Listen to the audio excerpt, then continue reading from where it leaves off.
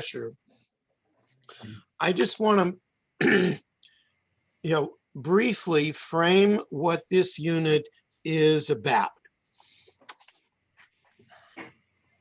In the 18th century, and mostly towards the end of the 18th century, there was a dispute between two groups in Jewish life. You had the Hasidim, the new guys on the block, and you had the misnagdim or mitnagdim, those who were opposed, who stood for the old order of Jewish life,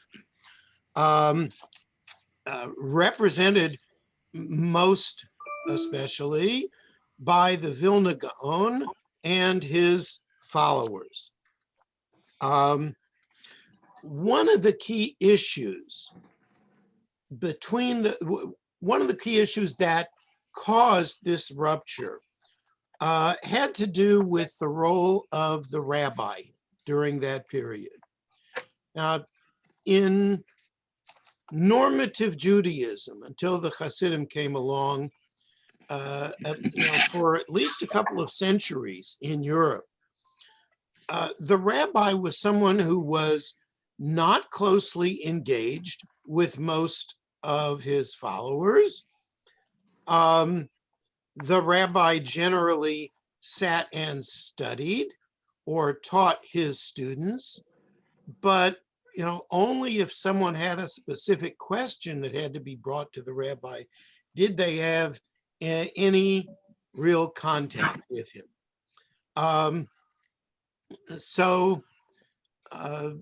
Rabbis were not the way we think of them today, along the model of the Protestant pastor, right? Where the rabbi is not only scholar and teacher, but also pastor, and often extremely accessible to his or her congregants. Not so in the 18th century. This was, this caused the coming about of a new model created by the Baal Shem Tov, where the rabbi becomes not only authority, but also someone who had as much contact with the ordinary Jew as possible. The Hasidim also emphasized a different aspect of Jewish life. You have a balance between two values in Judaism. You have keva, which means fixed, right? Keva is the fixed order of prayers, right? And, for many, many centuries, Jews kept that order meticulously. Along comes the Hasidim and say, well, we need to rebalance this on the other side with kavanah, with direction, with feeling, with intensity.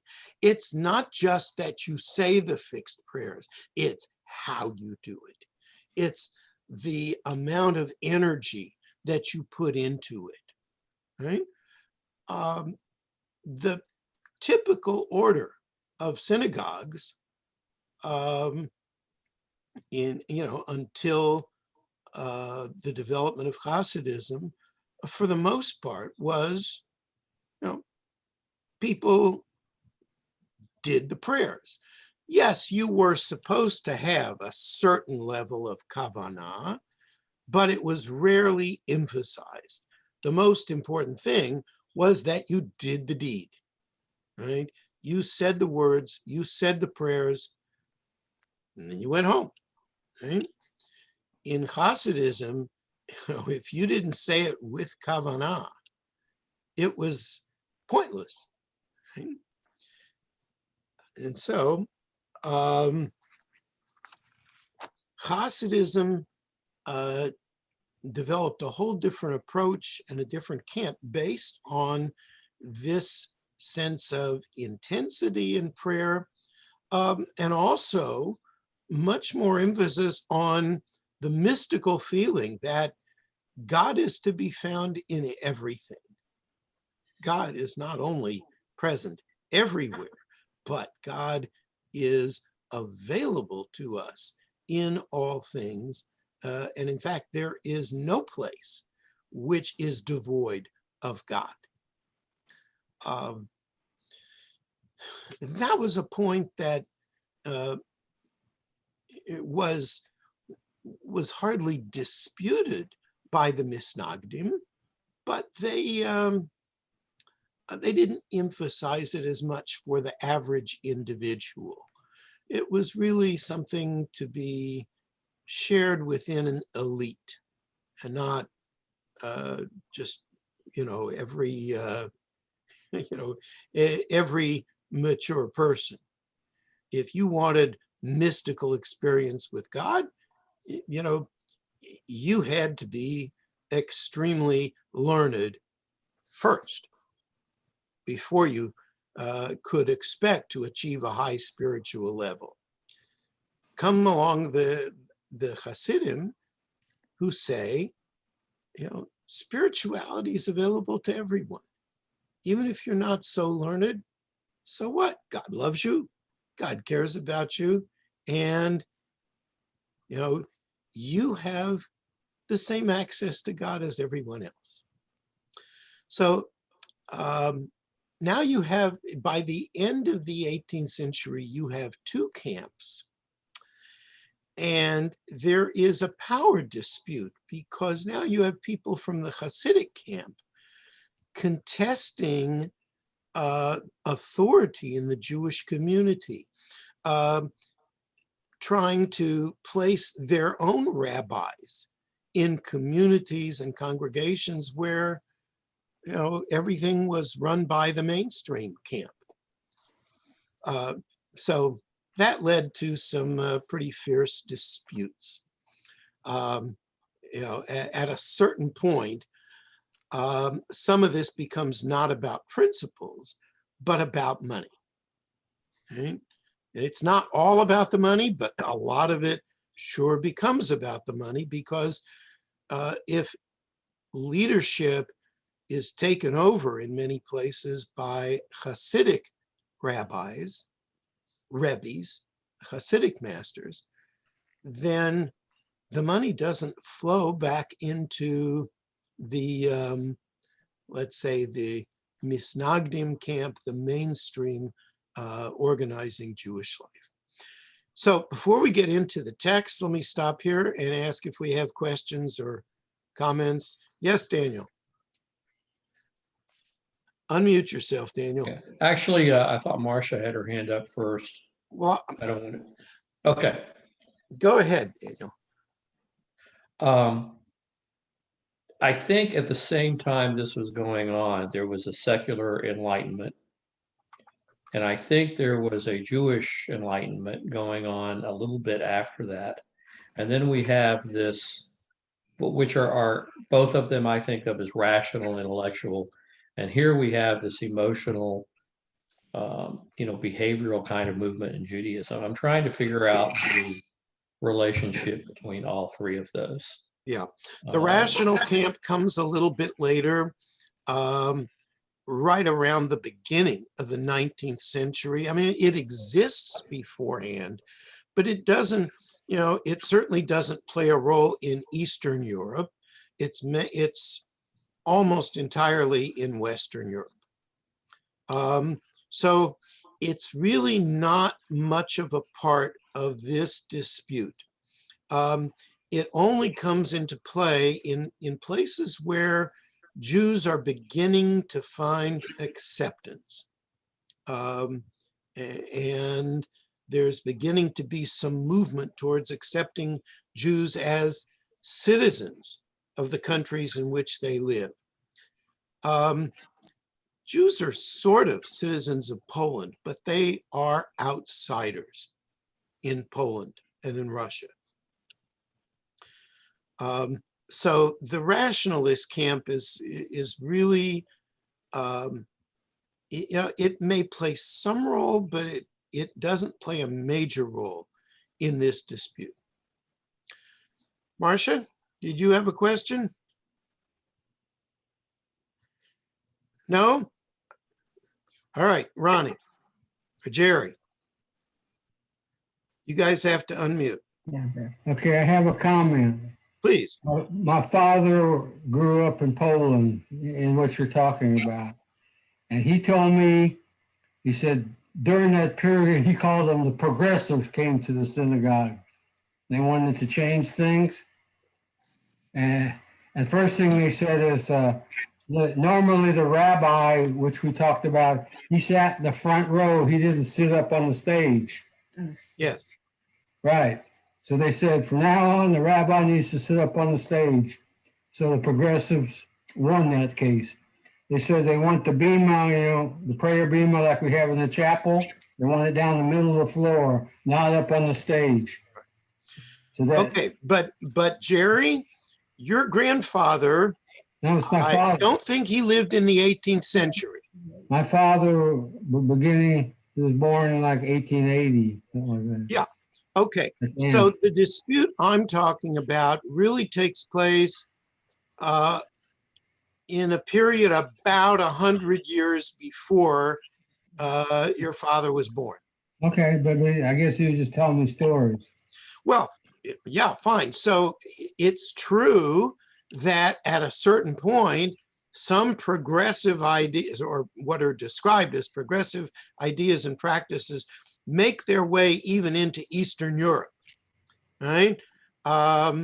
They meet much more resistance in Eastern Europe, of course. It's like the famous saying of the Hungarian rabbi, the Khatam Sofer, who said, everything that is new is forbidden, right?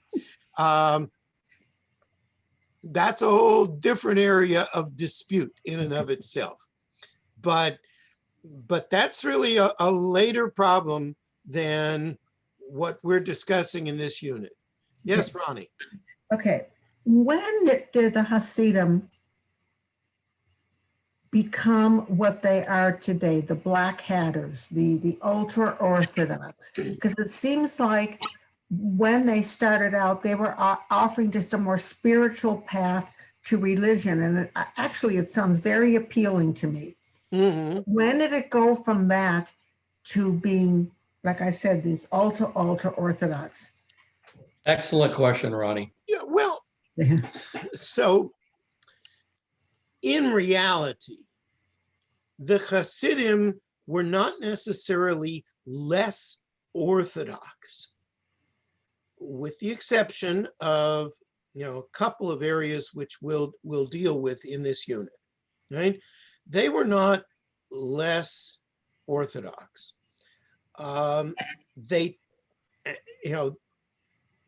There were a number of Jewish camps, both Hasidic and non-Hasidic, which maintained that Jews should continue to wear the clothing that they wore in previous centuries, to maintain the kind of yeshivas that they maintained in previous centuries. And in fact, if you go to Israel, you go to yeshivas, many of their buildings are exact models of the primary yeshivas that they had in the old country.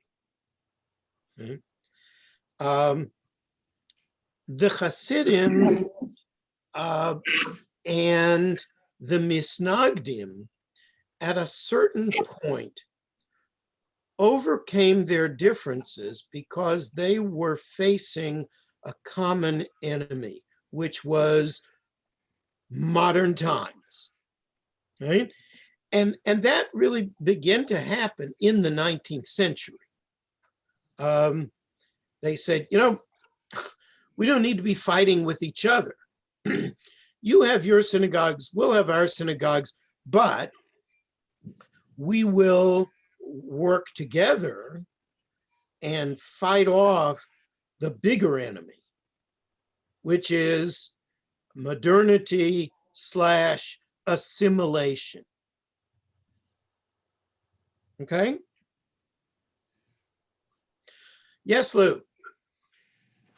Today in Israel, there are various factions of Haredi, one of which is Lithuanian, and from what I've read, I don't have any personal experience with it, but from what I've read, they want to isolate unto themselves. Are they the descendants of the Vilna Gaon and the Mitnagim? Yes, and in fact, most of the laws followed in the synagogues of the Ashkenazim in Israel were established by the disciples of the Vilna Gaon from Lithuania. Okay, a number of his disciples, a fairly significant number. I can't give you, whether it's double digits or triple digits or more, but a number of them made Aliyah, either in the lifetime of the Vilna Gaon or shortly thereafter. And at that time, there weren't that many Ashkenazi Jews. And so they said, we're going to establish the rules that the Vilna Gaon followed as the rules for Ashkenazi synagogues here. The Sephardim, they're another camp. They'll do what they want. We're going to do what we want, and every Ashkenazi synagogue will follow our pattern.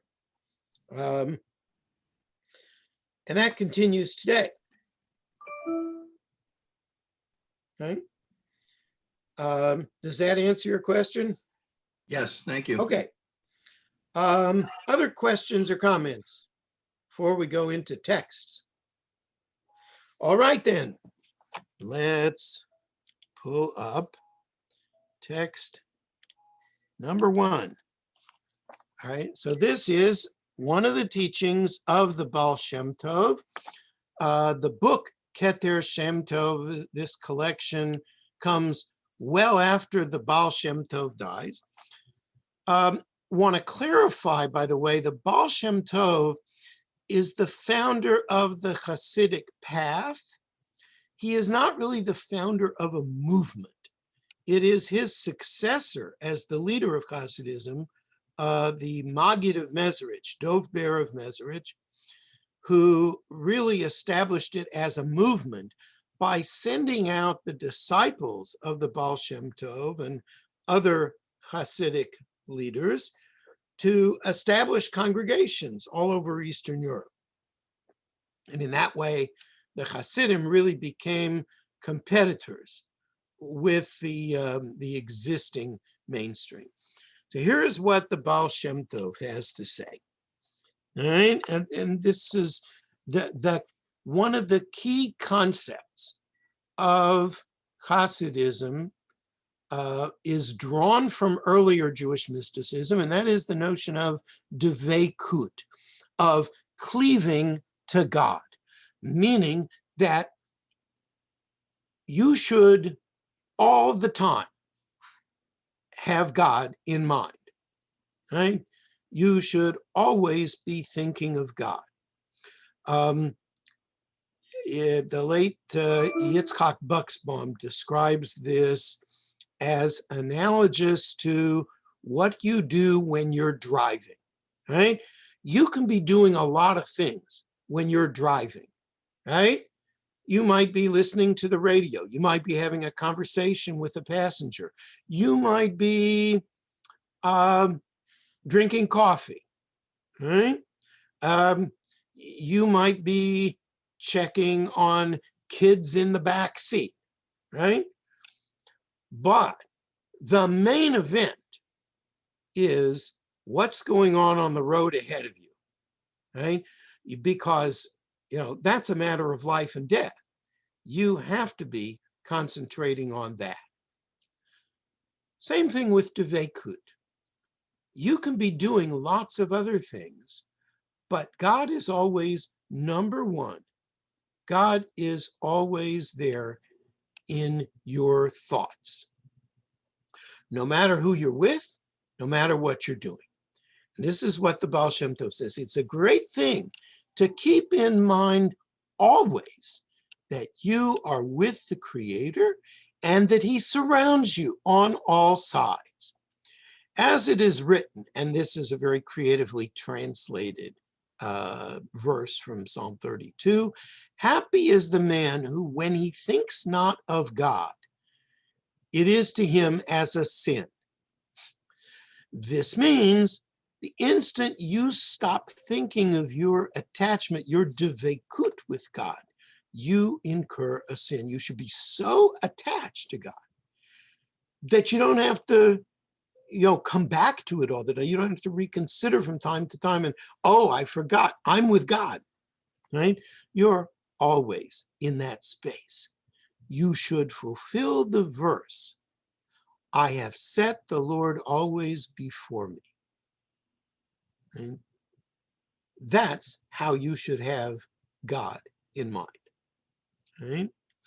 And he notes, by the way, that this is included in the code of Jewish law, the Shulchan Aruch.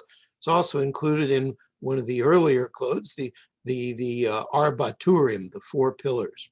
Right? And so the default kind of relationship with God is that kind of intense feeling of closeness with God that in our tradition is called dveikut. Right? Questions or comments here? Yes, Daniel. You have to unmute, Daniel. You probably get tired of saying that to us, don't you? I'm never tired. Every once in a while, I need to mute people, but more often, thank God, I'm happy to tell people to unmute. All right, so this strikes me 2 ways. One is it's a very nice thought, that you put this higher power before you at all times. The other one is that it's a little bit, I don't know what the right psychological term is, maybe a little obsessive, a little bit addictive, a little bit hiding from reality, withdrawing. I mean, you're so focused on God that you're it strikes me that you're almost hiding from else. Does it strike anybody else that way, or is that just my own personal sickness? Well, Daniel, I mean, that's fine, but what that shows is that you're not having dveikut all the time like you should be, right? Yeah. So let me try to normalize it for you a little bit, all right? I don't know if you've ever heard this from Christians, but I have, all right? They will tell you that, they have a certain priority list in their life. They have their work is whatever job they have is number 3. Their family is number 2, and God is number 1. And whenever they have a conflict, well, they just, there obviously there might be times when number 3 is more urgent to deal with, but they always try to remember that God is number 1. Right? There's a set of rules you live by that is given by God. Right? That's how they understand it. And I think that's how the Baal Shem Tov understands it for everyone else, with, however, a somewhat greater consciousness associated with it, that you're always thinking about God. Yes, Steve? I don't think there's anything particularly Hasidic or whatever. I think it's a very Jewish concept in general. I would think that even the more traditional would also be attracted to this concept. I mean, we always have Dalit Nemi Ataomed, remember who you stand before. Judaism has been the religion is not compartmentalized. You can't go to church on Sunday and then do whatever else. Our days are full of prayer. We have blessings for all kinds of. So I think our goal is to try to have God as much in our lives 24/7 as possible. Doesn't mean that you're always there, but I don't think it's particularly Hasidic there. No, it is true, Steve, that Dveikut is a concept that has been around a very long time, like since Deuteronomy. And, you know, particularly the mystical tradition focuses a lot of attention on Dveikut, some of which goes back to early Kabbalah, but you see a little bit of it in the Talmud as well. It's, you know, it's not this fringe phenomenon. However, Hasidism focuses on I would say, a more intense kind of Dveikut, of, you know, truly always having God in mind, really all the time. And yes, there, you know, you can say, Da lifnei mi ata omed. You know, that's, you know, that was over the ark in the congregation where I grew up, right? And many of us have seen that kind of directive in synagogues. But you know what? We didn't necessarily have Da lifnei mi ata omed somewhere on the wall in our homes. The Hasidim would have something to remind them of that in their homes too.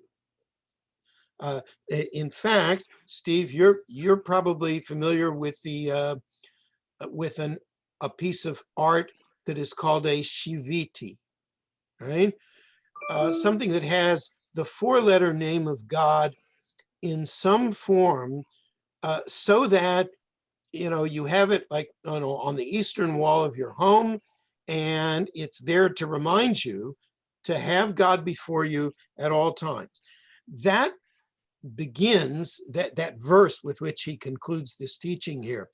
Shiviti Hashem lenegdi tamid. I have set God always before me. So that's, you know, it's true. We have those thoughts and those ideals in Judaism. Before the Hasidim come along, the Hasidim ramp it up another notch. Other question? Yes, Lou. I think that even in our synagogues, I won't say all, but in many, any discussion about God or references to God is more subtle than it is overt. I don't know when in time over the centuries or decades this took place, but I think that's the case. You think that it is the case that God is more subtly talked about in synagogues than upfront I don't want to say in your face controversially or hostile-wise, but there's less talk about God than there is other things. Yes, and even when there's talk about God, it really doesn't necessarily come with that kind of intensity that we associate with Dveikut.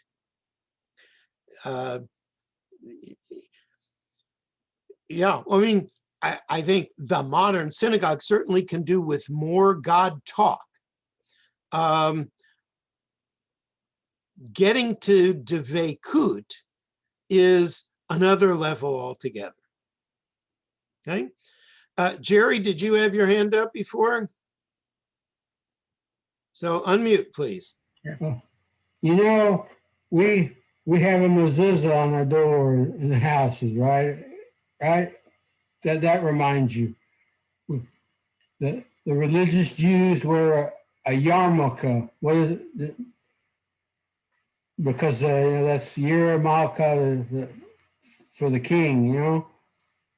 So these are subtle things we do. Maybe we don't pay attention to them but we do them. It's Yeah. been around for a long Yeah. time. But those things are not necessarily the same as having dveikut, as having God in mind all the time, right? But For me, I'll just tell you personally, it's very convenient for me to put my kippah on when I get up in the morning and leave it on until I'm ready for bed, right? It's, but it doesn't mean that I'm always conscious of God just because I happen to have my head covered. That's another level. Okay. But it helps. I'm sorry. But it helps. Well, sure, it might help. Or it can be just a very mechanical kind of thing. And I'm sure that, that was part of what the early Hasidim were protesting against. That too much of Judaism was too mechanical, too thoughtless, was just going through the motions. Other comments or questions here? All right, let's go back to the text and to number 2. Okay, so here we have another text from Keter Shem Tov. This is about your relationship with Torah study. All right. Now, for most of us, when we think of Torah study, it's a holy action, but you do it, to some degree with the idea of acquiring information. Right? Well, Baal Shem Tov has a different idea. You're not doing this to attain knowledge. You're doing it to attach yourself. The main point of studying Torah, yidbak et atzmo, to attach oneself to the inner spiritual light of the Infinite One, which is contained in the letters of the Torah. This is what we call study for its own sake, Torah lishma, right? And of this, Rabbi Meir taught, this is in Pirkei Avot, whoever studies Torah for its own sake merits many things, and the Torah's secrets are revealed to that person. This means that such a person will know the future and all that will happen to him from within the Torah. So, if you ever wonder why certain Hasidic Rebbes were considered to be wonder workers, right? It's here because they didn't just study the Torah and acquire knowledge, they attached themselves to God. And when you attach yourself to God, you have the potential to know what God knows. That's real dveikut. And of course, not too many people would have that to that degree. But the Rebbes, you wouldn't want a second-rate Rebbe. You want a Rebbe who's really attached to God, right? And therefore, who could know what will happen. So, again, not everyone in the Hasidic world assumed that their Rebbe was blessed with miraculous powers, and that emphasis kind of shifted a little bit in the early 19th century in different schools of Hasidism as they developed. But it's certainly latent within the teachings of the Baal Shem Tov. Right?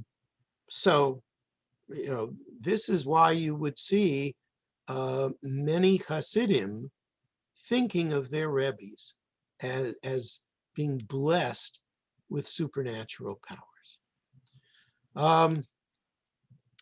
Comments or questions here? Yes, Daniel. Let me get over to the first sentence of this passage has two questions that come to mind. One is that the infinite one, or at least the infinite one's spiritual light, is not something external. It's inner spiritual light to oneself, that it's already there for all of us, but there is a way to access it. Then it turns around and says that the spiritual light of the infinite one is in the letters of the Torah, not the words, not the meaning, but in the physical letters. So I guess, Mike, can you expand on that first sentence? That's Yeah. not really a question, Sure. it's a request. I could talk about this line for easily a semester. But I won't, okay? Because it's a whole course in and of itself, right? So let's take the term that he uses for the inner spiritual light of the infinite one. The infinite one is really Ein Sof, okay? So the Ein Sof means that which has no end, that which is infinite, right? But in Kabbalistic lingo, that is the source for everything in creation, right? And we only exist because the Ein Sof puts us into existence. It is in effect another name for God, but what it really suggests is the notion that God contains all things, because God is responsible for the creation of all things. Everything comes through the Ein Sof, all right? And now you get to the last phrase. It says that this is contained in the letters of the Torah, right? So, most of the time, we think of letters as functional, right? They just, they represent certain sounds and you put them together and you make words out of them. And this is how human language works, right? In Jewish mysticism, the letters have power, right? God creates the world through certain building blocks. And the 22 letters of the Aleph Bet are 22 of the building blocks of creation, right? That's how the mystics thought of them, and that's how the Baal Shem Tov thinks of them. They have power. And so, we use those letters to connect to God. Right? Yes, there are lessons to be learned from the Torah, but the lessons may be less important than the connection that they provide. They have that power to connect you to God. And wow, how about that? Thank you very much, Rabbi. That was Yeah. perfect. Okay. Yes, Jerry. You show the word there, Yidbak. Could you describe that concept to me? Yeah, Yidbak comes from the root davak. Devekut would be the noun form. Yidbak is one of the verb forms, that he will attach, et atzmo, himself. So a student of Torah should practice devekut, should practice cleaving to God through the letters of the Torah. Okay. In Yiddish, the word Yid means Jew, right? Yes. And box kind Yeah, of. no. They're not related. Okay, I was scared. Not related. The yud before the verb simply indicates future tense, third person masculine. Okay. So he will cleave through the letters of the Torah, yidbak, he will cleave. Okay? Cheers. Nothing to do with all of us Yidden. Yes, Lou?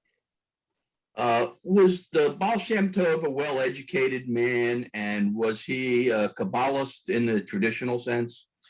Great question. And let me answer the second question first.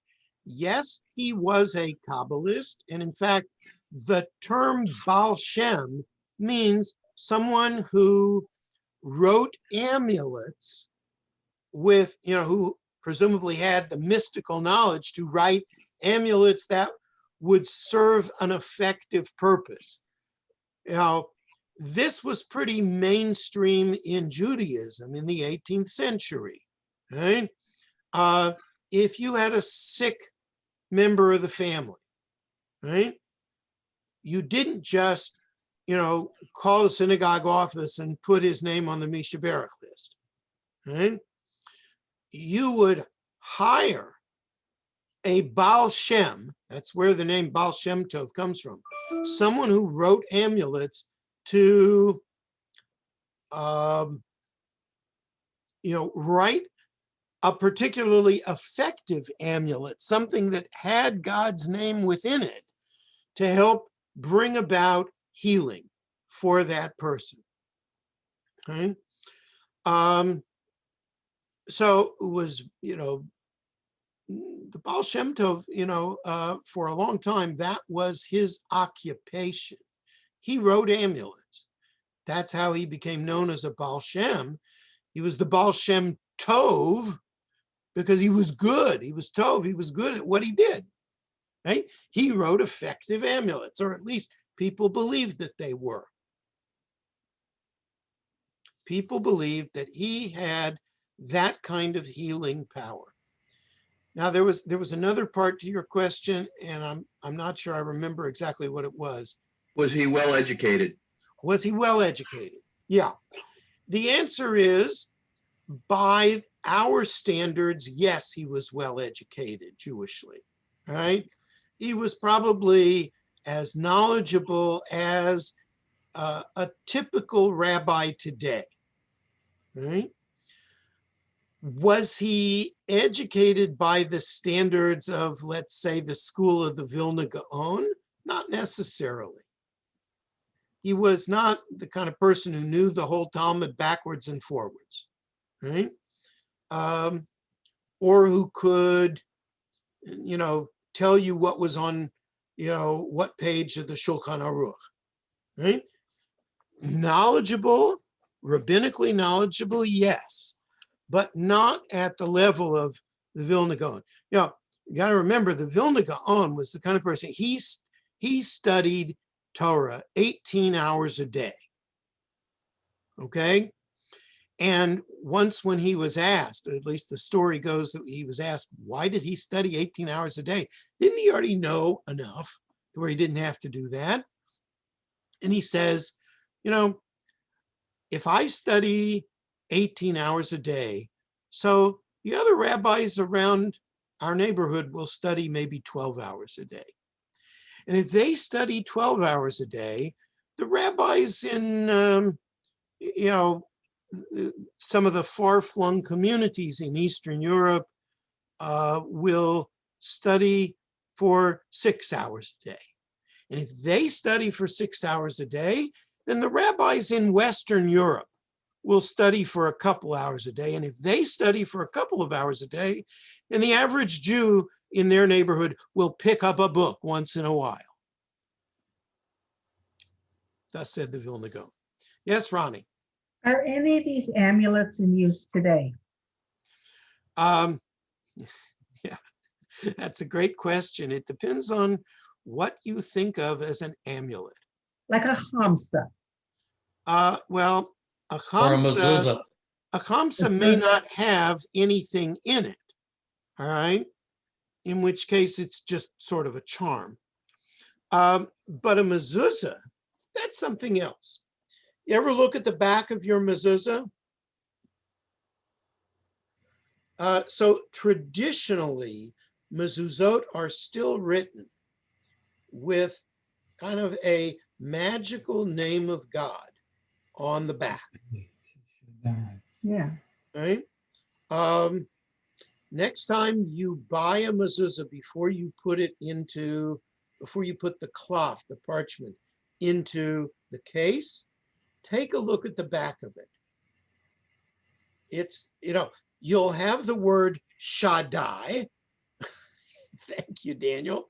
All right. But you have to take it out of there and show everybody the back. All right. I can't do that for you. You'll have the word Shaddai, which in itself is considered to be a powerful name of God. The name Shaddai suggests God who is almighty. Okay? But there's another set of words on the back of the parchment. And if you transpose the letters of it, in other words, if you take the letter before each of the letters on the back, what it says is Adonai Eloheinu Adonai. But in this form, changed by one letter for each letter, it's like it's actually a different name of God, but one which suggests a certain power to it. Now, I would be fine with not having that on the mezuzah, but you can't get a kosher mezuzah without that on there.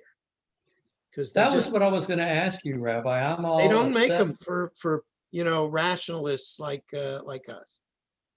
I was showing a mezuzah that I bought as a gift from the Beth Yeshurun gift shop. Yes. I've got a kosher scroll, but the physical thing that the scroll goes in does not have anything on the back of it. Does that make it a non-kosher mezuzah? No. You're just talking. Are you talking about the case or the parchment? Well, I thought you were talking about the case. No. The okay. case has no relevance halachically. I didn't think so. Only the Understood. parchment. Okay, very good. Thank you. Right, and in certain communities, by the way, you'll see people just put up the parchment on the door and not the case. That's probably where the weather is better. So what would be an example of another amulet besides a mezuzah? Well, you don't find too many today. You just don't. So these were pieces of parchment encased in something like a mezuzah? The amulet? Or they might simply, they might be attached to the sick bed of the person for whom you were praying. Okay. Boy, we're really covering ground fast here today. Yes, Jerry. So Maimonides was not a big advocate of amulets. Absolutely. And in fact, when he talks about mezuzahs, he's blunt. He says it is sinful to think of the mezuzah as an amulet. And it is there, to remind you how you behave when you go into your house, when you go out of your house. This is to remind you to live by the Torah. Anything else, to think of it in any other way is, a terrible sin. So who do we follow, Maimonides Or somebody else? Huh? Yeah. The answer to your question, Jerry, is yes. Yeah. So it's a minhag from your local place, right? I wouldn't even put it that way. If you believe that the letters of the Torah have power, and therefore that something that has God's name on it has a certain distinct power to it, then that's what you think. And if you believe that, like with Maimonides, that the letters, the message of the mezuzah is just there to remind you how to live, then that's your path, right? I mean, you know, as one of my teachers said, you know, this was back when I was in rabbinical school, he would say, I'm a 20th century enlightened Jew, and I do not believe in any of these old time superstitions, Kenai Nahara. Yes, Steve. I just wanted to raise the other explanation of Shaddai being, Shomer Delatot Yisrael, guarding to the Yes. doors of Israel. So there's an element, I think, that many of us believe. We wouldn't rely on it too much, but it's kind of a nice thought, at least. Hedging our bets. Do not rely on miracles. We As hedge the our bets a rabbi little said. bit. Yeah, but yes, so that is what is said about the name Shaddai, that is an acronym for the words Shomer Delatot Yisrael, guardian of the doors of Israel, right? So that definitely suggests that if you put a mezuzah on your doorpost, that it is a protection against harm. Unfortunately, this kind of thinking leads to very problematic actions. Famous case in 1976, when in a terrorist attack, 26 citizens of the city of Ma'alot in northern Israel were killed. A Chabad rabbi went around and found 26 mezuzahs that were not kosher, right? And he said, well, that's clearly why this happened, okay? That's just, I don't think that's very good Jewish thinking. It's not good theology. And that's the problem with relying on this kind of, idea of Shomer Delatot Yisrael. You can take it in a metaphorical sense, but not in a direct sense. Yeah, Lou, you had a question. So if Maimonides explained, if I got this right from what you said, explained the mezuzah as a reminder that when you went out and came in, that you were reminded of God. To what extent then is it important for the cloth to be there at all, let alone kosher? If there's some reminder, even a case, an empty case could be a reminder. Yes. Don't go kabbalistic on me. Theoretically, Lou, you're correct. Of course, one always wants to fulfill a mitzvah in its proper fashion, right?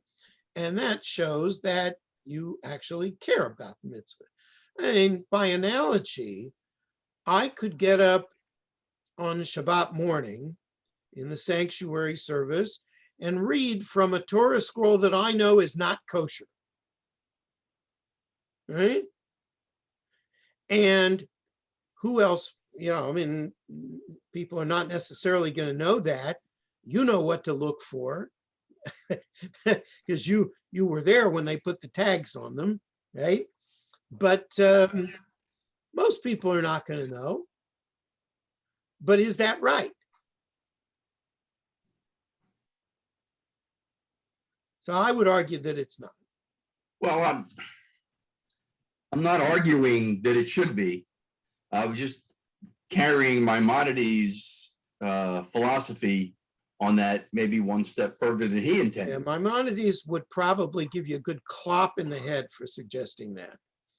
I mean, he was not a violent person to the best of my knowledge, but there are some questions you just didn't ask Maimonides. That's probably one of them.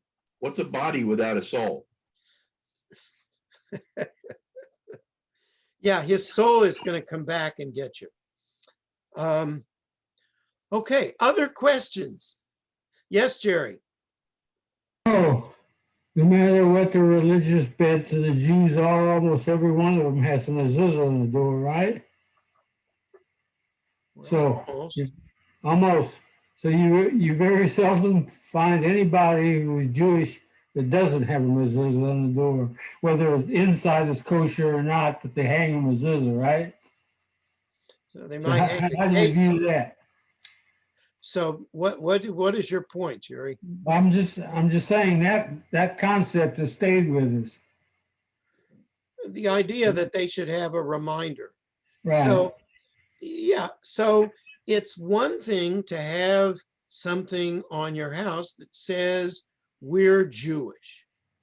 It's another thing to have something there that actually functions, how we think of it as a reminder that we Jews live in a certain way. And we have certain standards that we have to live by. And I think that's different from just saying we're Jewish and proud of it. And here we'll tell the world by putting this empty case up here on the doorpost. But yes, Steve.